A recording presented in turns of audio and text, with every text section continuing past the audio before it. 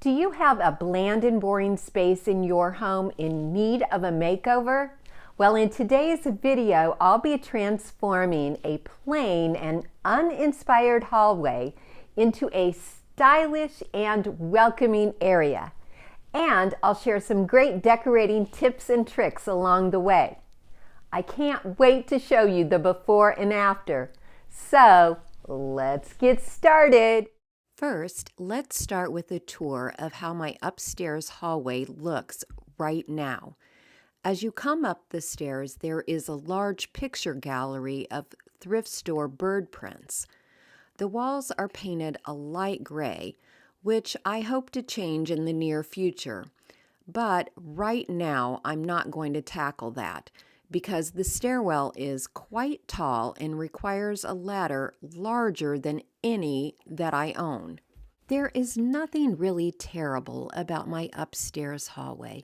It's just kind of meh. And so I want to see if I can turn it into something really special. One of the best parts about the hallway right now is the gold velvet drapes, which I plan on reusing. Unfortunately, they are dry clean only.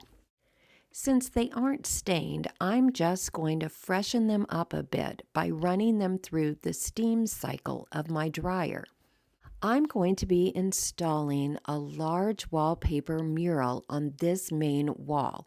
So I need to remove my curtain rods, my switch plate covers, and all of my wall decor.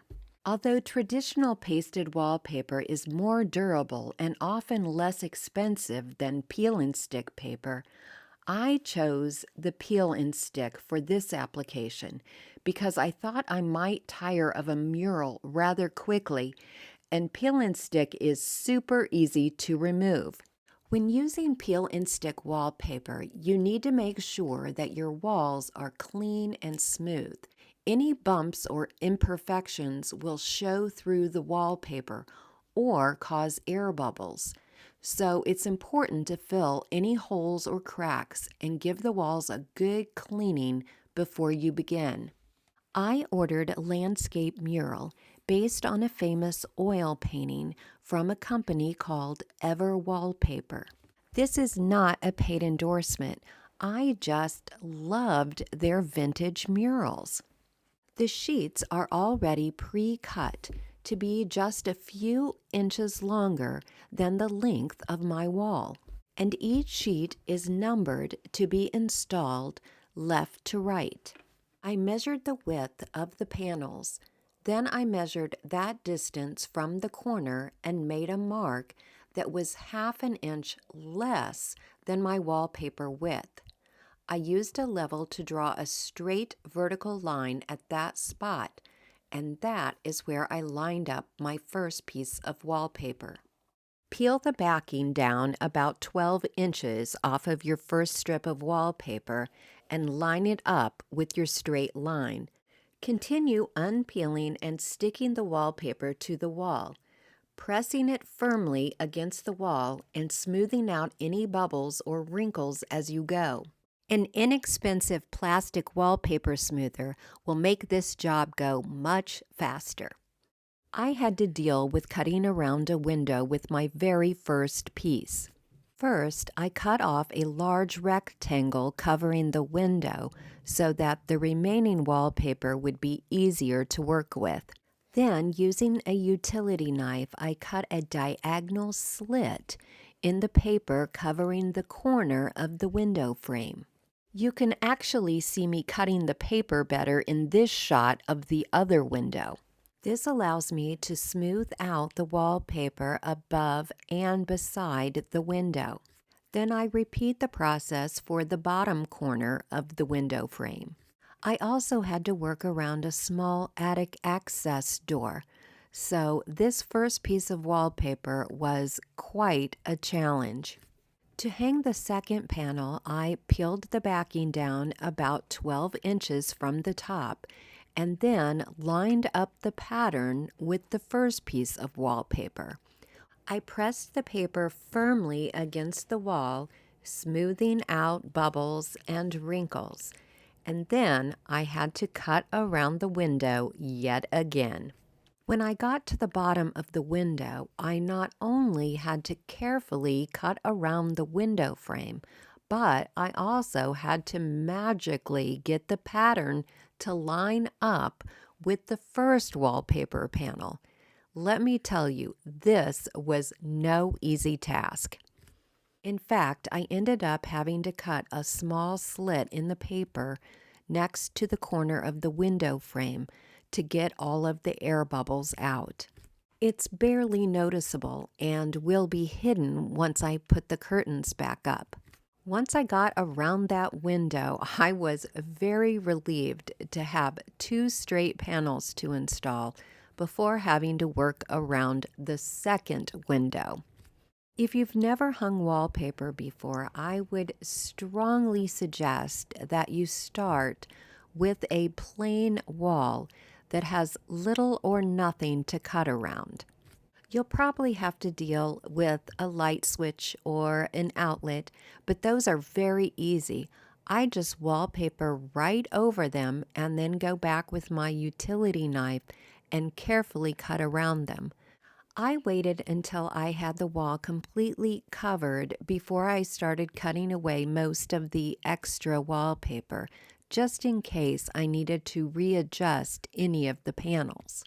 I just used a cheap utility knife, but it is important that you keep breaking off the blade so that you are always using a fresh blade.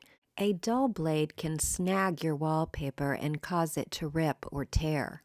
You might also want to use your wallpaper smoothing tool to help you cut straight lines. Sometimes I use it and sometimes I don't. I absolutely adore how this mural turned out. In fact, I'm questioning whether I should rehang the velvet drapes or not. You'll have to let me know what you think. I had planned on wallpapering over the small attic doors. However, because the wallpaper panels were pre-cut to fit from the baseboard to the ceiling, they weren't long enough for me to be able to match up the pattern and have the wallpaper cover the entire door. You might think that I would have to use a solid colored rug in this hallway, but actually it's possible to use a patterned rug in a room with patterned wallpaper. However, it is important to consider the scale and colors of the patterns to ensure they complement each other. My rug has a small scale pattern and the mural is a large scale design. I wallpapered over the plastic anchors for the drapery hardware, so it was very easy for me to reattach it.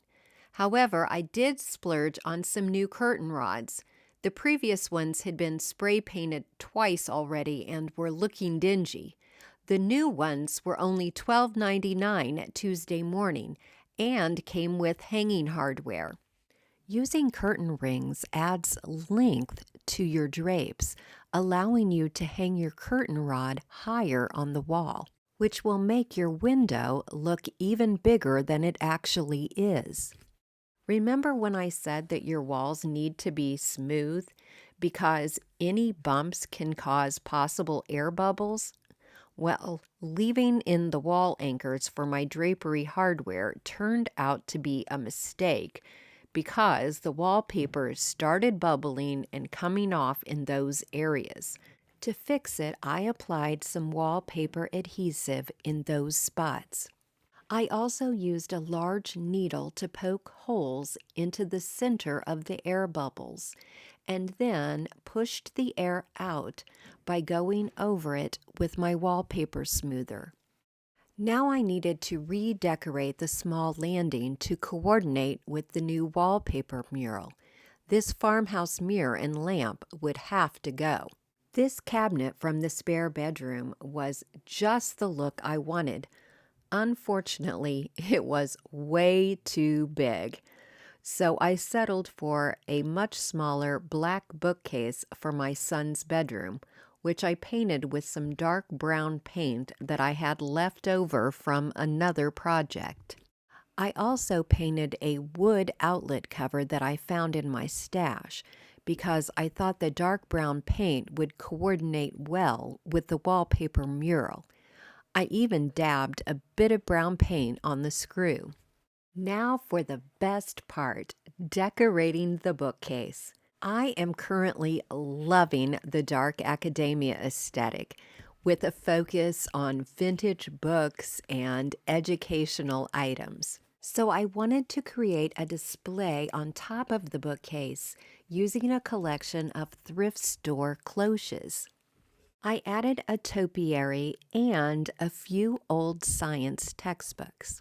I put a vintage bird print and a small bird nest from my crafting supplies inside one of the cloches.